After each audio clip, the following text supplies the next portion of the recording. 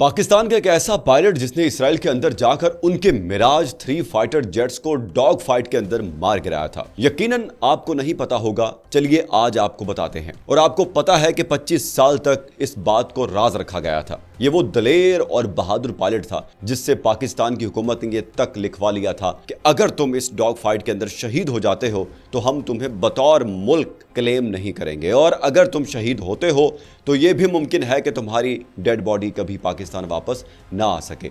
जी हाँ, मैं बात कर रहा हूं दोस्तों अब्दुल सत्तार अलवी की, जिन्हें मास्टर ऑफ मिक्स भी कहा जाता है। ये डॉग फाइट 26 अप्रैल 1974 को शुरू होती है जब 8 जहाज शाम के दमीर एयर बेस से परवाज भरते हैं। वापसी पर अचानक फ्लाइट लेफ्टिनेंट अब्दुल सत्तार अलवी के जहाज के सिग्नल्स में मसला पैदा होना शुरू हो जाता है। जब वो पीछे देखते हैं तो उन्हें मालूम होता है कि इसराइली मिराज फाइटर जेट्स न सिर्फ उनका पीछा कर रहे हैं बल्कि वो उन्हें निशाने पर भी ले चुके हैं। और मैं आपको ये भी बता दूं कि उस वक्त मिराज फाइटर जेट्स दुनिया के जदीद तरीन फाइटर तैयारों में शुमार होते थे, जबकि अब्दुल सत्तार अलवी उस वक्त शाम की फजाइया का MiG-21 उड़ा रहे थे। सूरत हाल इंतहाई खतरनाक थी क्योंकि उनके पास ईंधन भी बहुत कम रह गया था, लेकिन अब्दुल सत्तार अलवी पीछे हटने की बजाय एक समत में मुड़ते हैं और इसराइली फाइटर को बाकायदा डॉग फाइट का चैलेंज दे देते हैं। जैसे ही इसराइली मिराज उनके निशाने पर आता है, अलवी मौका देखकर K-13 मिसाइल फायर करते हैं और फिर वो होता है जिसने तारीख रकम कर दी। सिर्फ चंद लम्हों में इसराइली मिराज फाइटर जेट आसमान से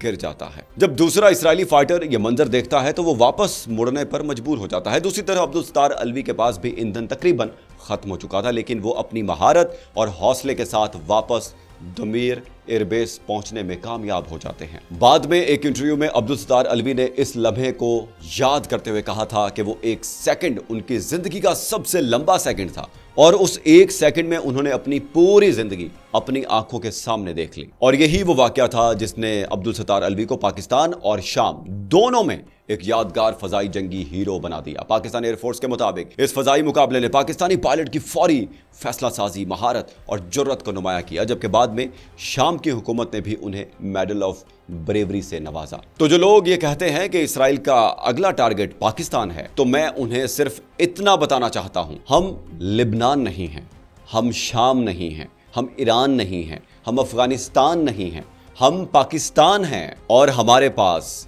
ये बड़े बड़े परिंदे हैं। ये कहानी है पाकिस्तान के उस बहादुर पायलट की जिसने आसमान पर इसराइली मिराज को चैलेंज किया, उसे मार गिराया और दुनिया को बता दिया कि पाकिस्तान के शाहीनों से मुकाबला इतना आसान नहीं है। आपकी इस बारे में क्या राय है? आपको इस वाक़े के बारे में पहले मालूम था? कमेंट सेक्शन में ज़रूर बताइए। अगर ये वीडियो आपको पसंद आई है तो इसको अपने दोस्तों के साथ शेयर कर दें।